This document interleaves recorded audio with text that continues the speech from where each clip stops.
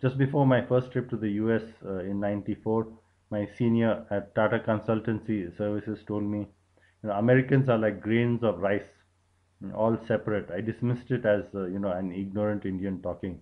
Now I realize it was really true. When I when I was in the eighth grade, we had to memorize Rudyard Kipling's poem, uh, which went like East is East and West is West, and the twain shall never meet until at God's mercy seat. I've found that it's strange but true. Americans are selfish with friends and relatives, but very generous with strangers. Indians are selfish with strangers, but very generous with their friends and relatives. Then, do you ever think another question was here? Um, so, did you feel like you fit in? Not really, because it was really.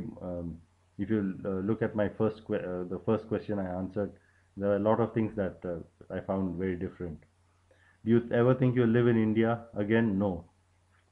Then Courtney asked, considering you had a semi-arranged marriage, would you make your children go through the same process? No.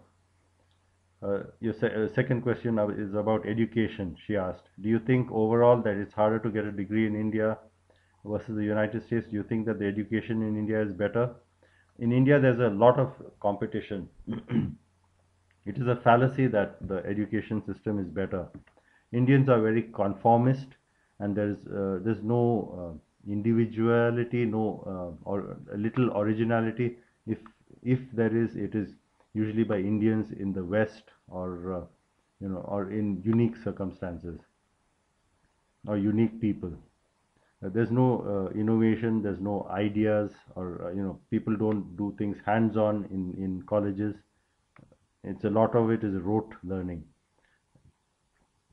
Education in India, I believe, is not better, but Indians have an affinity for logic and maths, and Indians get forced into careers like uh, for which they have no liking for.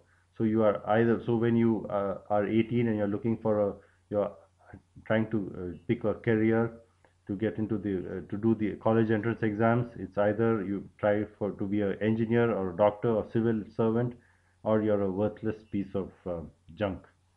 There are so many doctors you find, in America. It's not that they're better or they're more talented. It's just that they're forced into this profession. Then Gwendolyn asked, "Tell me your favorite thing about the culture." There's not as much formality as in the West. Then secondly, you can ask family and friends to help, and third, you can drop in unannounced on on friends, unlike here. Uh, and with in India, you stay with your parents until you're married. In fact, as a side note, I believe the America's abortion problem would be solved if families encourage their daughters to live with them until they were married. Unless there's a for there to live, find a job in another city or go to school in another city. Then the second question was, where do you see India on an economic level? India is a poor country with great disparity, islands of prosperity amidst an ocean of poverty. There's a lot of selfishness, oppression of women, the caste system, and I asked my father this. He said the rich get richer, the poor are getting poorer, and the rains fail often. And India is an agrarian-based economy. The farmers are the worst hit, and healthcare is okay in the cities, but it's negligible in the villages. This was my father's take on it. Then David Crockett asked, you mentioned that your grandparents were from different places and converted to Christianity. Do you ever feel discriminated because of these circumstances? I asked my father as a general question. He said that Christians do not worship the same gods as Hindus, and culturally they tend to be more westernized in cities. So friendships are not deep. I found that personally true. There's no bonding, and and in India, about 80% of Christians are from the lower castes, so they are despised. In some states, there is open discrimination in government jobs, and someone with a Christian sounding name might immediately be disqualified. everything else being equal. And Christians eat beef, which is highly offensive to religious Hindus who regard the cow as sacred. And there's a lot of evil within. And so it's not that Christians are very good. Like upper caste Christians will not marry a lower caste Christian. And do you enjoy working for an American company in America? I prefer living in America now. I don't know about enjoy working for an American company. There are different kinds of companies. Besides your family, what do you miss most about India? The food. Then Kathy asked, uh, in your introduction, you asked how much the city of Bangalore has changed. Do you think there will be a point where corporations are pressured to become better corporate citizens? I believe that corporations are not to blame for a lack of volunteerism or giving to each other among the people.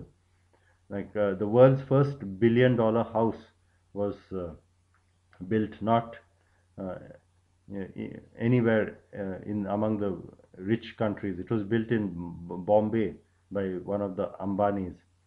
And if you look at the 2007 Fortune ranking, uh, out of 10, the world's top 10 billionaires, world's 10 richest men, 4 of them are Indian. You know, and yet you find that Bill Gates has given $100 million to immunize children, Indian children, from different diseases. I don't find these Indian billionaires having done anything. Yet you find the standard of living of China is much higher than India. And I read that the net worth of the top 4 richest men in India, the billionaires, the 4 billionaires, was equal to the top 40 richest men in China, which is amazing considering that China is such a rich country compared to India. And so you have uh, islands of prosperity amidst an ocean of poverty. It's that because they are selfish with strangers.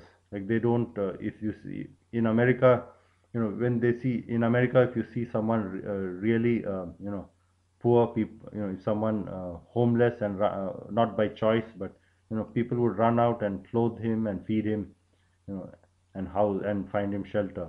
Not I'm not talking about the homeless people who are there by choice, but in India it's not. People don't care.